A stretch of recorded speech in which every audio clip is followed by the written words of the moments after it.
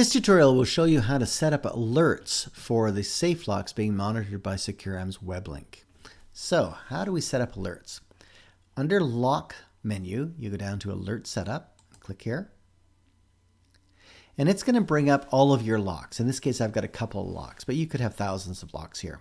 And if you did have thousands of locks, you could search for them either by organization or just by typing in something about the lock. So let's say office, and it'll pull up all of those locks that have office in its name. So I'm going to click on this particular lock. I want to set up alerts for this lock. So now how do I do that? I have already 3 people receiving alerts related to this lock, but we're going to add a 4th here. So how do we do that?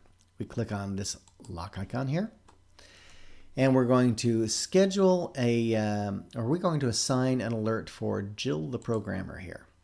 Click on Assign, and then click on Next.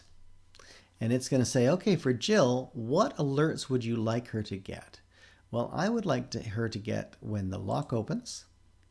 I could have her get it when the lock closed, lock open over time, if it enters penalty time, if someone has entered a duress code. It's going to pop up here and say the duress alert is for informational purposes only.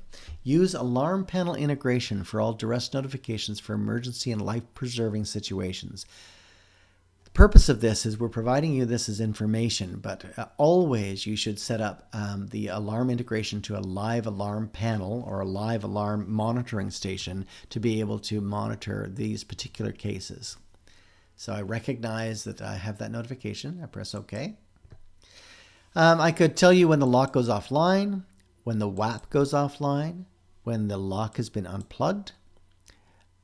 When the lock is unplugged, it immediately reverts to battery power.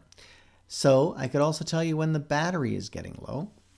I could tell you when it's been remotely disabled or remotely enabled. And those are the 11 different alerts that we've set up. We've set them up all for Jill the programmer, and now she will receive those alerts based on her user information by email.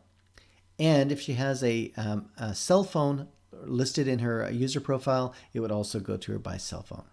Click on Save. And those alerts have now been set up and she'll receive them.